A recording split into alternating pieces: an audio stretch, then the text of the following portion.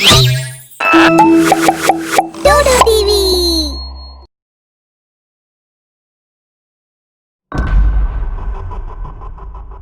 Summer अपनी दोस्त आरोही के साथ शहर से दूर अपने फार्म हाउस आता है। फार्म हाउस देखकर आरोही उछलने लगती है। शहर में रह रह के मैं ऊब चुकी हूँ। अच्छा हुआ समर तुम मुझे फार्म हाउस ले आए। अब मैं यहाँ से कहीं नहीं जाने वाली। चलो मुझे फार्म हाउस तो दिखाओ। हाँ चलो। समर फार्म का दरवाजा खोलता है तो एक चमगादड़ चीखता हुआ अंदर से बाहर निकलकर रात के अंधेरे में समा जाता है। ये देखकर आरोही डर जाती है। डोंट वरी, काफी दिनों से बंद पड़ा था ना, लगता है चमगादड़ ने अपना घर समझ लिया था इसे। कोई बात नहीं, चलो अंदर, मैं तुम्हें पूरा का पूरा कर दिखाता हूँ। समर न जाने मेरा सर क्यों चकरा रहा है और एक अजीब सी खुशबू भी आ रही है। कैसी खुशबू? पता नहीं, शायद गुलाब के फूल की। गुलाब का नाम सुनते ही समर परेशान हो जाता है। गुलाब का फूल? हाँ समर, गुलाब का फूल। लेकिन यह खुशबू मीठी नहीं है। लगता है उसमें दर्द छिपा है कोई, और वह मुझे अपने पास बुलाना चाहती है। आरोही, तुम ठीक तो हो? नहीं समर, मैं ठीक नहीं हूँ। मुझे नींद आ रही है। ऐसा कहकर आरोही गिरने लगती है। समर उसे संभालता है और उठाकर बेडरूम में ले जाता है। वो उसे बिस्तर पर लिटा देता है। लगता है मुझे पंडित जी को खबर करनी होगी। ऐसा कहकर समर पंडित जी के पास निकल जाता है। आधी रात हो जाती है। आसमान में चांद बादलों में छिप जाता है। चमगादड़ फार्म हाउस को घेर लेते हैं और कमरे में आरोही जाग जाती है। समर, समर कहाँ हो तुम? समर, मुझे अकेला छोड़कर कहाँ चले गए? और मुझे क्या हुआ था?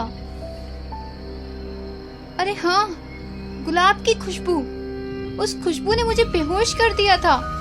चलो समर को ढूंढती हूँ, शायद गार्डन में होगा।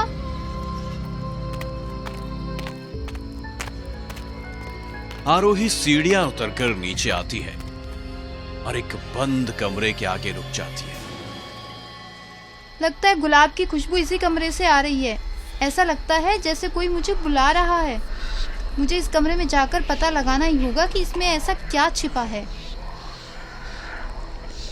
आरोही कमरा खोलकर अंदर जाती है तो एक और चमगादड़ चीखकर कमरे से बाहर निकल जाता है।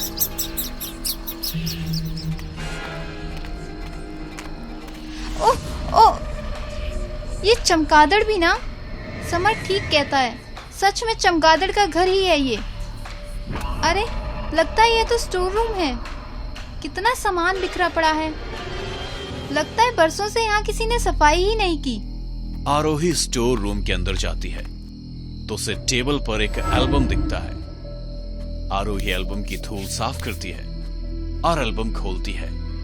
एल्बम में उसे गुलाब का एक ताजा फूल मिलता है। गुलाब का ताजा फूल? इतने पुराने एल्बम में ये ताजा गुलाब कैसे आया? लगता है ये समर का काम है। उसने मुझे सरप्राइज देने के लिए ये फूल रखा होगा। अरे ये किसकी फोटो है? यह तो समर है, पर समर के साथ ये लड़की कौन है फोटो में? समर से ही पूछती हूँ। लेकिन पहले यह फूल मैं अपने बालों में लगाती हूँ। समर खुश हो जाएगा। आरोही आईने में देखकर गुलाब को अपने बालों में लगाती है। फूल लगाने के बाद वो मुस्कुराकर आईने में देखती है तो आईने में एक लड़की दिखती है। आरोही उसे देखकर डर जाती है। डरो मत, मैं तुम्हें कुछ नहीं करूंगी। तुम वही हो ना जो उस एल्बम में समर के साथ फोटो में थी? तो फिर तुम आईने में कैसे? क्या तुम चुड़ैल हो? मेरा नाम माया है आरोही। मेरी आंखों में देखो, तुम्हें सब कुछ समझ में आ जाएगा। नहीं, मैं नहीं देखूंगी। समर कहाँ है? तुमने उसे कुछ किया तो नहीं? मैं समर से बहुत प्यार करती हूँ। मैं भी समर से बहुत प्यार करती थी। जो गुलाब का फूल तुमने अपने बालों में सजाया है, वह 2 2 साल पहले समर ने मेरे बालों में अपने हाथों से सजाया था। व्हाट? उसी गुलाब की खुशबू के जरिए मैं तुम्हें अपनी ओर खींचती गई। लेकिन क्यों? क्या चाहती हो तुम? मेरी आंखों में देखो, तुम सब समझ जाओगी। देखो, मेरी आंखों में देखो। आरोही धीरे धीरे माया की आंखों में देखती है और देखते देखते पूरी तरह माया के वश में हो जाती है। माया मुस्कुराती है तो आरोही भी मुस्कुराती है। माया की छवि आने से गायब हो जाती है। आसमान में से सारे चमगादड़ उड़कर स्टोर रूम में आते हैं और आरोही के पीछे आकर शोर मचाने लगते हैं।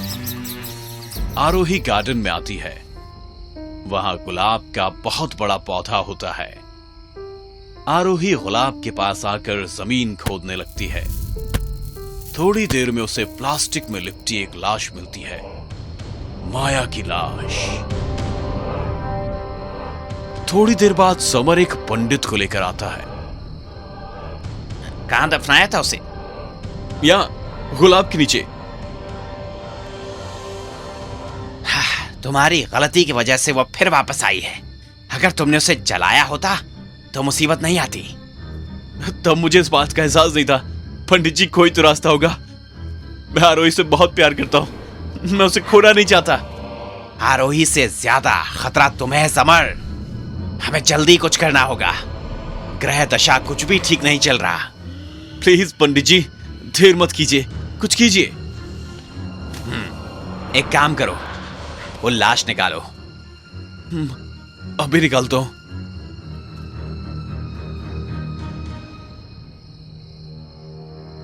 समर जमीन खोदकर प्लास्टिक में लिपटी लाश निकालता है।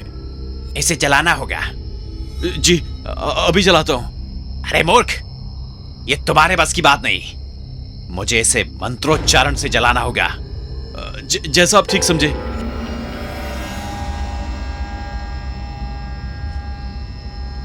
पंडित जी मंत्र पढ़ते हैं और थोड़ी देर बाद लाश पर पानी छिड़कते हैं।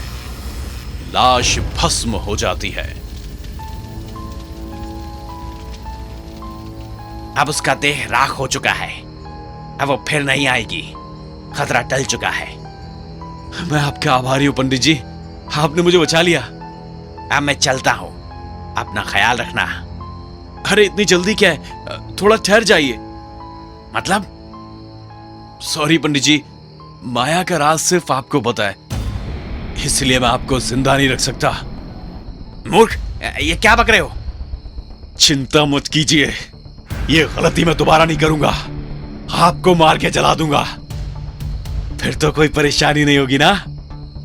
समर रिवॉल्वर निकालकर पंडित जी को मार देता है। बाद में गार्डन में उसकी लाश जला देता है। नारा पंडित, नारा पंडित का भूत।